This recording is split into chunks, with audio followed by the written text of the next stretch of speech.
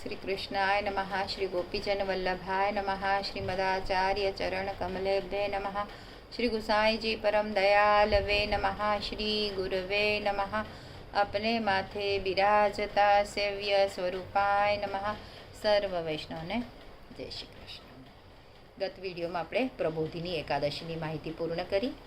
આજે બીજી એકાદશી ઉત્પત્તિ એકાદશી, કોઈક જગ્યા પર ઉત્પન્ના એકાદશી એમ પણ લખ્યું છે, તો એની આજે આપણે માહિતીનું વાંચન કરીએ। ઉત્પન્ના એકાદશીનો મહિમા ભવિષ્યોત્તર પુરાણમાં શ્રી કૃષ્ણ અને અર્જુન વચ્ચેની વાતચીતમાં વર્ણવવામાં આવેલો છે। શ્રી સુત ગોસ્વામીએ એકત્રિત થયેલા બ્રાહ્મણો અને સંતોને કહ્યું, જો કોઈ પણ વ્યક્તિ ભજન ભાવપૂર્વક અને શ્રદ્ધાથી શ્રી કૃષ્ણએ વર્ણવેલ એકાદશીનું વ્રત કરે અથવા તેના મહિમા અને એકાદશી કરવાનો નિયમ અને વિધિ વિધાનપૂર્વક યોગ્ય પાલન કરે તો તે જીવનમાં સુખ શાંતિ પ્રાપ્ત કરી શકે છે અને બીજા જન્મમાં શ્રી વિષ્ણુના સ્વર્ગની પ્રાપ્તિ કરી શકે છે। એક વખત અર્જુને શ્રી કૃષ્ણને પૂછ્યું કે હે જનાર્દન, મને એ સમજાવો કે એકાદશીના દિવસે સંપૂર્ણ ઉપવાસ કરવાથી કે રાત્રે ફક્ત એક વખત ખાવાથી કે દિવસે એક વખત ખાવાથી શું ફળ મળે છે?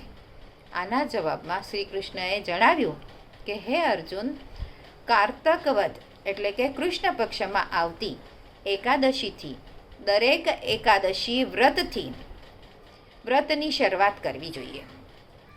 એકાદશીના દિવસે વહેલી સવારે ઉપવાસ કરવાનો નિશ્ચય કરવો જોઈએ। મધ્યાહ્ને તેને સ્નાન કરી શરીર શુદ્ધ બનાવવું જોઈએ। સ્નાન કરતી વખતે તેને પ્રાર્થના કરવી કે હે અશ્વક્રાંતિ, હે રથક્રાંતિ, હે વિષ્ણુક્રાંતિ, હે વસુંધરા, હે પૃથ્વી માતા, મારા પૂર્વજન્મના પાપોનો નાશ કરો, જેથી કરીને હું સ્વર્ગને પ્રાપ્ત કરી શકું। સ્નાન પૂર્ણ કર્યા પછી તેને ગોવિંદની ભક્તિ કરવી જોઈએ। એક વખત સ્વર્ગનો રાજા ઇન્દ્ર સ્વર્ગના અન્ય દેવતાઓ સાથે પરમાત્મા પાસે આવ્યા અને પરમાત્માને પ્રાર્થના કરી, હે વિશ્વનિયંતા, હે દેવોના પણ દેવ, અમે આપને અમારા હૃદયપૂર્વક પ્રણામ પાઠવીએ છીએ। આપ દરેકના માતા પિતા, પરમ આશ્રયદાતા છો। આપ જ સર્વના સર્જક, રક્ષક અને વિનાશક છો।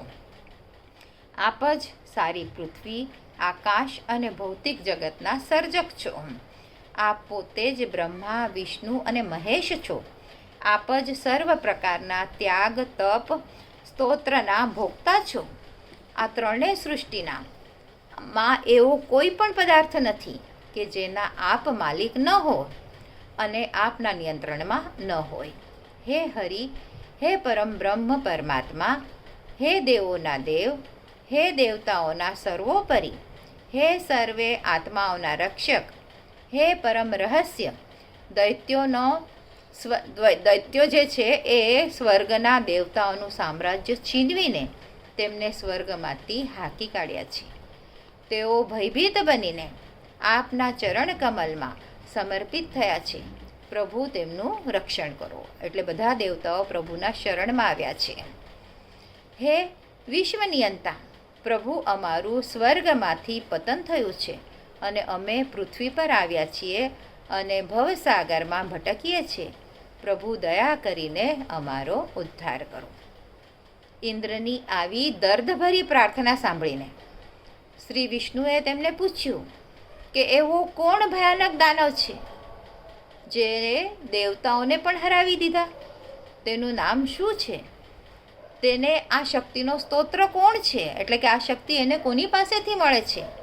હે ઇન્દ્ર, તમે કોઈ પણ જાતનો ભય રાખ્યા વગર વિગતસર બધું મને સમજાવો।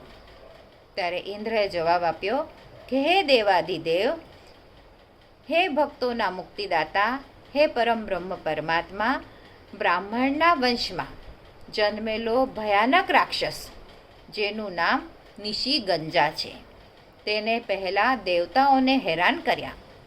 તેને એટલો જ શક્તિશાળી રાક્ષસ પુત્ર છે જેનું નામ મૂર છે।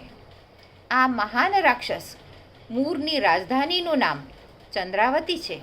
તેને બધા દેવતાઓએ એટલે આ જે મૂર નામનો રાક્ષસ છે એણે બધા દેવતાઓને સ્વર્ગમાંથી કાઢી નાખ્યો છે અને તે સ્વર્ગનું આખું રાજ પચાવી પાડ્યું છે. ઇન્દ્ર, અગ્નિ, યમ, વાયુ, ઈશા, ચંદ્રમા, વરુણ બધું જાણે હું પોતે જ છું એમ એ મૂર નામનો રાક્ષસ પોતાને માને છે. બધા દેવતાઓ ભેગા થઈને પણ તેના પર વિજય મેળવી શક્યા નથી. હે વિષ્ણુ, આ રાક્ષસનો આપ નાશ કરો અને દેવતાઓનું રક્ષણ કરો. આના આગળનું અનુસંધાન પછીના વિડીયોમાં જોઈશું. આજ માટે આટલું જ. આજના મારા વચનોને પ્રભુ ચરણોમાં સમર્પિત કરું છું. કૃષ્ણાર્પણમસ્તુ. જે કાંઈ ભૂલચૂક થઈ હોય તે માટે ક્ષમા ચાહું છું.